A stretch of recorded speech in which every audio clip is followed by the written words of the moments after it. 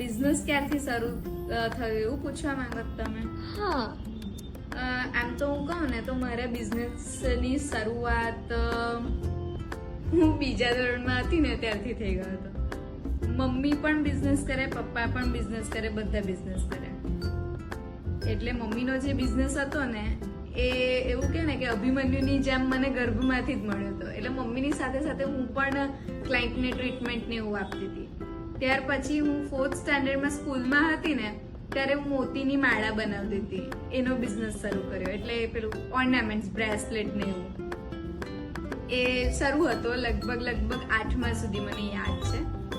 પછી 10thમાં આવીને ત્યારે મેં મહેંદીના ઓર્ડર્સ ને બધું લેવાનું શરૂ કર્યું હતું.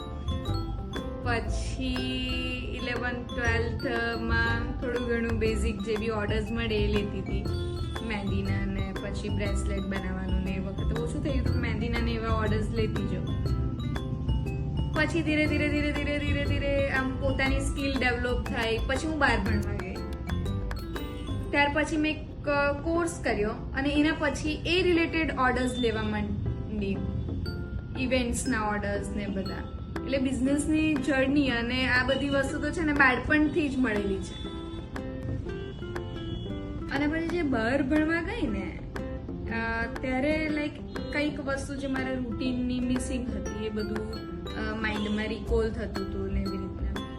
અને ત્યારે પછી આ એકચ્યુઅલ મારી કેસુડાની અને મારી સ્કિનની જર્ની શરૂ થાય છે. પછી સ્ટડી કમ્પ્લીટ થઈ અને કોરોના આવ્યો. અને કોરોનામાં તો આપણે ખ્યાલ છે કે શાંતિથી બધા બેઠા હતા અને જે બી બધી લાઈક એક્ઝામ ને બધું હતું એ ઓનલાઈન હતું. મારું માસ્ટર કોરોનામાં કમ્પ્લીટ થયું.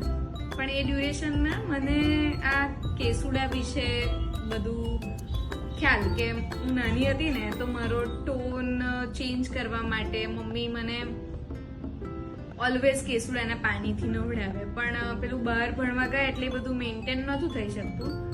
તો હવે કંઈક આપણે કેસુડા વિશે વિચારીએ ને કંઈક કાઢીએ. એટલે મમ્મીએ મને બહુ જ મોટિવેટ કરી. સાચું કહું તો મમ્મી દરેક વખત એવું કે તું કંઈક કેસુડાનું શોધ, કેમ કે તારા જેવી પ્રોબ્લેમ ઢગલો બાળકોને હશે, ઢગલો નાના બચ્ચાઓને એના મમ્મી કેસુડાથી તો નવડાવતા હશે પણ ક્યાં સુધી? એક એજ સુધી.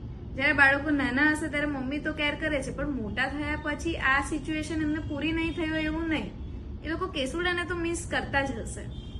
તો તું કેસુડાનું તારાથી શોધાય ને એટલું શોધ.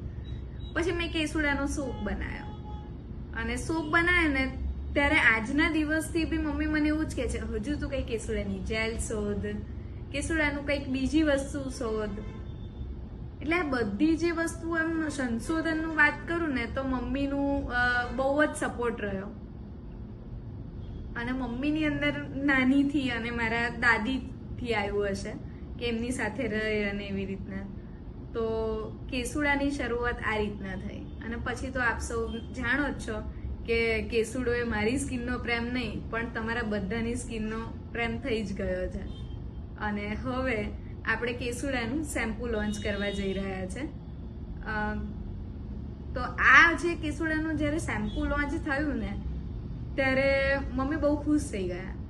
અને એવું મેં કીધું ને કે પરદેશમાં લોન્ચ થાય છે ત્યારે એમની ખુશી ખરેખર જોવા લાયક હશે. તમને ખ્યાલ છે હું વડોદરા રહું છું અને મમ્મી નસવાડી રહે છે, પણ ચોક્કસથી જ્યારે હું મમ્મીને મળીશ ને કાં તો હું નસવાડી જઈશ ને તો એમની ખુશી કેવી છે એ હું તમને જણાવીશ. એ તમે એમના ફેસ ઉપર જોઈ જ શકશો કે હવે ફાઇનલી કેસુડાની બીજી વસ્તુ પણ મેં શોધી દીધી છે.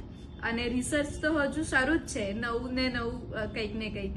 કેસુડાની કેન્ડલ છે એ આપ સૌ જાણો છો, કેસુડાની ઇયરિંગ્સ ને નેકલેસ એ બધું શોધ્યું એનું પણ તમને ખ્યાલ છે, કેસુડાનો સોપ પણ ખ્યાલ છે, પણ હવે કેસુડાનું શેમ્પુ પણ આવી રહ્યું છે.